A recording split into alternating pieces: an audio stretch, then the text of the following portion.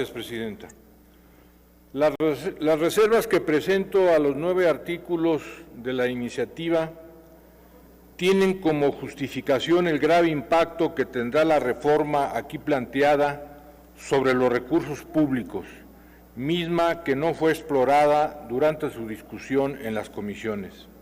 Particularmente la omisión emitida por la Comisión de Presupuesto y Cuenta Pública habla sobre los beneficios que tendrá la Comisión Federal de Electricidad en este esquema planteado, pero no atiende a los efectos adversos que nos encontraremos en las finanzas públicas. Los costos son perfectamente calculables y visibles. En primer término, la modificación del orden del despacho de electricidad establecida en el artículo 4 significará priorizar la compra de energía cara producida por CFE sobre compras de energía limpia y barata generada por particulares. Para 2020 se presupuestaron 70,000 millones de pesos para el subsidio del consumo eléctrico en México.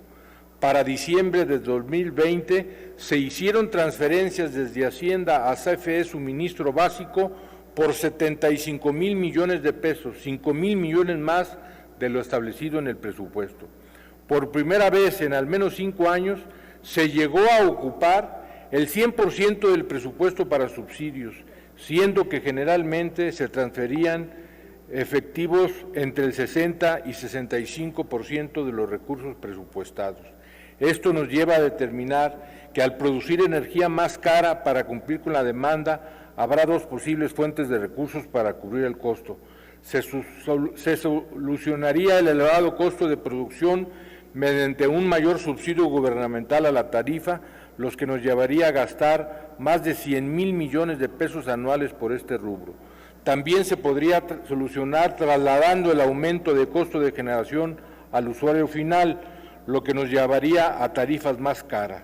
En 2017 tuvimos la tarifa más baja de los últimos años con un promedio de 75 centavos por megawatt hora consumida. Actualmente este costo promedio asciende a 87 centavos.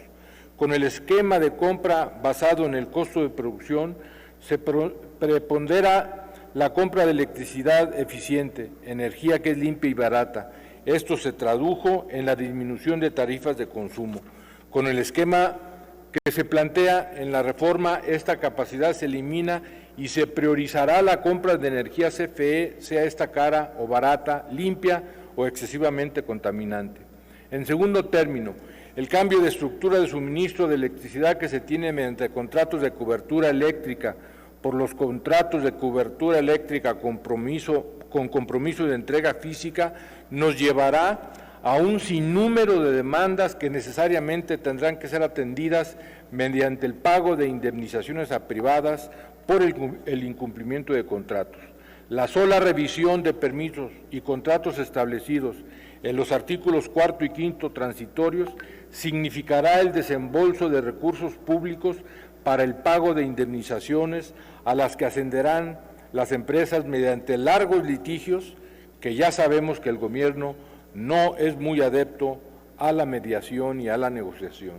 El impacto presupuestal real a las finanzas públicas se calcula podría ascender a más de 300,000 millones de pesos entre subsidios, las pérdidas de CFE por la generación de energía mediante ciclo combinado, el pago de indemnizaciones y el pago de sanciones impuestos por el incumplimiento de contratos.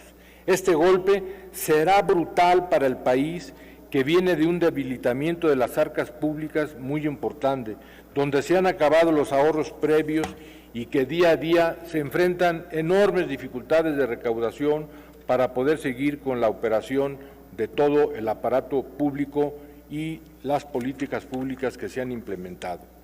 Podemos fortalecer a CFE de otra manera, dándole capacidades para actualizar nuestra red de distribución, financiando la reconversión de sus instalaciones de generación y el desarrollo de nuevas plantas de generación de electricidad mediante energías limpias. Por parte de Pemex, para quitar del medio el tema del combustóleo almacenado, podríamos iniciar un programa nacional integral de generación de infraestructura de caminos con base de asfalto, lo que nos permitiría consumir este combustóleo con un menor impacto ambiental y un mayor impacto en el desarrollo económico del país. Se puede ayudar a CFE y a Pemex sin hipotecar el futuro energético de nuestro país. Gracias, presidenta.